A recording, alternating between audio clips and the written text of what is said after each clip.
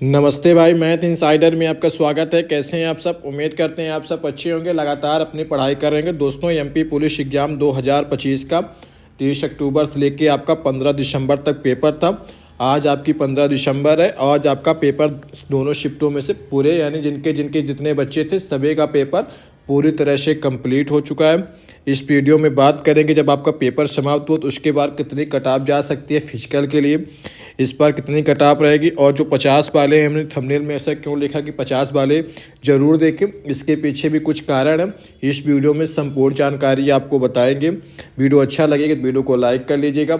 और दूसरी बात ये कि आपके अनुसार क्या कट-ऑफ जा सकती है, ये आप लोग कमेंट करने के लिए पूरी तरह से स्वतंत्र हैं। आपके अनुसार क्या कट-ऑफ जा सकती है, आप लोग ये ज़रूर कमेंट करें। हर कैटेगरी का आप लोग एक कट-ऑफ ज़रूर बता सकते हैं कमेंट बॉक्स में, भैया हमारे अनुसार इतनी कट-ऑफ जा सकती है, हमने पेपर दिया तो हमें पेपर का लेवल का अंदाज़ा है कितनी कट-ऑफ जा सकती है, इसलिए आप लोग कमेंट करके ज़रूर बताइएगा।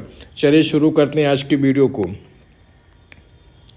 उससे पहले कट-ऑफ बताने से पहले एक महत्वपूर्ण बात 3 है। सबसे ज़्यादा इम्पोर्टेंट ये है कि बहुत से बच्चे जो पिछली बार एमपी पुलिस की कट-ऑफ गई थी उससे तुलना कर रहे हैं कितनी कट-ऑफ जाएगी। उतनी कट-ऑफ जाने की कोई बात नहीं है, क्योंकि पिछली बार पेपर का लेवल ठीक ठाक था। इस बार पेपर का लेवल पिछले बार की तुलना में निसंदेह कठिन पूछा गया। पिछली बार आपका 65 नंबर की मैथ रीजनिंग पूछी गई थी, कुल मिला के 65 नंबर का। लेकिन इस बार किसी शिफ्ट में 50 नंबर की मैथ रीजनिंग थी, किसी शिफ्ट में 60 नंबर की मैथ रीजनिंग थी, किसी शिफ्ट में 65 नंबर की मैथ रीजनिंग थी, किसी शिफ्ट में 55 नंबर की मैथ रीजनिंग थी। जिसके शिफ्ट में कम मैथ रीजनिंग आई उसका नंबर कम आया, जिसके शिफ्ट में मैथ रीजनिंग अधिक आए उसका नंबर निसंदेह बढ़ गया है। क्यों? क्योंकि मैथ रीजनिंग ही आपकी सबसे आसान पूछी जा रही थी। मैथ तो एकदम जीरो लेवल की पूछी जा रही थी, लेकिन रीजनिंग में 3 से 4 क्वेश्चन है जो आपको परेशान कर रहे थे। उसके अलावा पूरा पेपर में जो मैथ और रीजनिंग का पूछा गया बिल्कुल सरल, एकदम जीरो लेवल का मैथ रीजनिंग पूछी गई। इसलिए जिनके शिफ्ट में मैथ रीजनिंग के क्वेश्चन ज़्यादा थे उनके निश्चित तौर पर ज़्यादा नंबर इस बार देखने को मिले हैं। लेकिन जिनके शिफ्ट में मैथ रीजनिंग कम आई उनके नंबर कम हो गए, क्योंकि जो आपकी सबसे मेन आपकी साइंस इस बार पिछले बार की तुलना में बहुत ज़्यादा हार्ड और कठिन पूछी गई। विशेषकर जो जिनका पेपर दिसंबर में था उनके में तो साइंस और भी ज़्यादा कठिन पूछी गई। इसलिए जिनका पेपर खासकर दिसंबर में था, अगर उनके कम नंबर हैं फिर भी उनको फिजिकल की तैयारी करनी चाहिए, क्योंकि उनको नॉर्मलाइजेशन में ज़रूर फ़ायदा देखने को मिलेगा। साइंस इस बार पिछले बार की तुलना में लेवल कठिन था, इसलिए इस बार बच्चों के कम नंबर भी आए। दिसंबर में तो मैंने बहुत कम बच्चों के नंबर सुने 75 के ऊपर, लेकिन जब पेपर स्टार्ट हुआ था तो बच्चों के नंबर 70 से लेकर 75 के बीच में बहुतों के आए। लेकिन जब जैसे दिसंबर स्टार्ट हुआ 75 से ऊपर आप लोग कम नंबर देखने को सुनने में आए होंगे कि बहुत से कम बच्चों के 75 के ऊपर आपको नंबर देखने को मिले होंगे। दूसरी बात ये कि नॉर्मलाइजेशन अभी होगा। ये बिना नॉर्मलाइजेशन को जो आपके कंप्यूटर स्क्रीन पे नंबर दिखाई दी उसके अनुसार कट-ऑफ बताएंगे। अभी इसमें नॉर्मलाइजेशन होगा तो बहुत से बच्चों के नॉर्मलाइजेशन में नंबर बढ़ेंगे। जिनकी शिफ्ट कठिन थी, जिनकी शिफ्ट सरल थी, उनको कुछ नंबर कम भी होंगे, क्योंकि पिछले बार जब 2022 का पेपर हुआ था, जब उसका रिजल्ट आया तो 7-7 नंबर 8-8 नंबर भी नॉर्मलाइजेशन में आपको बढ़ के देखने को मिले।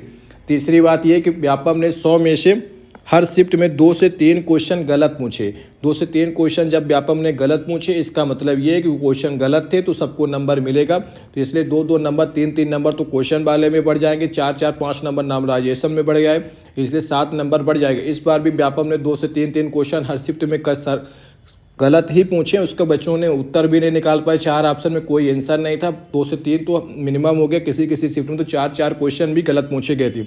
ये 3 फैक्टर है जो आपको कट-ऑफ को निर्धारित करेंगे। जो नंबर इसमें हम बताएंगे वो आपके कंप्यूटर स्क्रीन के, अगर आपका इस नंबर के बीच में नंबर आ रहा है फिर भी, अगर उससे कम भी आ रहा है फिर भी आपको फिजिकल की तैयारी करनी है, क्योंकि आपकी शिफ्ट अगर कठिन नहीं होगी तो आपको निश्चित तौर पे नॉर्मलाइजेशन में फ़ायदा देखने को मिलेगा। इसलिए जिनका नंबर 50 के आसपास भी है, जो इसे कैटेगरी वाइज में बताऊंगा, इसमें 2 से 3 नंबर गलत क्वेश्चन के हो जाएंगे, नॉर्मलाइजेशन में होगा। अगर मान लीजिए आपका हो जाता है, लेकिन अगर आपने फिजिकल की तैयारी नहीं की, इस प्रकार संभावना यही कि मार्च या अप्रैल में आपको फिजिकल देखने को मिलेगा। चलिए अब बात कर लेते हैं जिसके लिए आपने वीडियो को क्लिक किया कि आप भैया कट-ऑफ कितनी जा सकती है। देखिए, सबसे पहले बात कर लेते हैं जनरल कैटेगरी की। जनरल कैटेगरी में अगर आपके 72 से लेकर 75 के बीच में नंबर बन रहे हैं तो निश्चित तौर पे आपको 100% फिजिकल की तैयारी करनी चाहिए, क्योंकि 72 से लेकर 75 नंबर आसान चीज़ें है नहीं, क्योंकि पेपर का लेवल निश्चित तौर पे कठिन था। आगे देखिए, ओबीसी की बात करें तो ओबीसी के 69 से लेकर 71 के बीच में अगर आपके नंबर बन रहे हैं तो आपको फिजिकल की तैयारी करनी चाहिए। इससे अगर आपसे 2 से 3 नंबर भी कम है लेकिन आपको पता है कि आपकी शिफ्ट में 2 से 3 क्वेश्चन गलत थे तो फिर भी आपको फिजिकल की तैयारी करनी चाहिए, क्योंकि इसमें नंबर आपको जब आपकी शिफ्ट में जो क्वेश्चन गलत थे उनको नंबर आपको सबको मिलेगा, इसलिए आपको फिजिकल की तैयारी करनी चाहिए। अब बात कर लेते हैं AWS की। तो AWS की 67 से लेकर 70 के बीच में AWS की कट ऑफ जाने की संभावना है। आगे देखिए, अब बात कर ले SC की और ST की। तो SC में सबसे ज़्यादा ST के पहले SC की बात करें तो 64 से लेकर 66 के बीच में अगर आपके नंबर बन रहे हैं तो आपके कट ऑफ जाने की संभावना है। और ST की बात करें तो 58 से लेकर 61 इतने नंबर अगर आपके बन रहे हैं। SC की 64 से 66, ST की 58 से 61, AWS की 67 से 70, OBC के 69 से 71, UR की 72 से 75 इतने नंबर के आसपास अगर आपके 2-2 नंबर कम है फिर भी आपको फिजिकल की तैयारी करनी है। हो सकता है कि आपका नॉर्मलाइजेशन में स्कोर बढ़ जाए, आपकी शिफ्ट कठिन रही हो तो आपके नॉर्मलाइजेशन में स्कोर बढ़ जाएगा, आपका फिजिकल पेपर पास हो जाएगा। लेकिन अगर आप रिजल्ट का इंतजार करते रहेंगे, फिजिकल नहीं करेंगे तो आपका ही नुकसान है।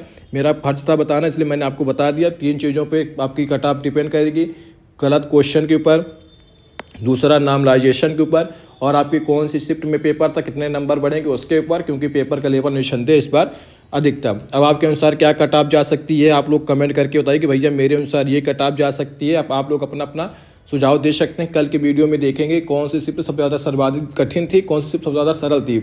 अगर आप लोग कमेंट करेंगे तो उसके लिए भी वीडियो बना दिया जाएगा। चलिए मिलते हैं अगले वीडियो में, तब तक अपना ध्यान रखिए, लगातार पढ़ते रहिए।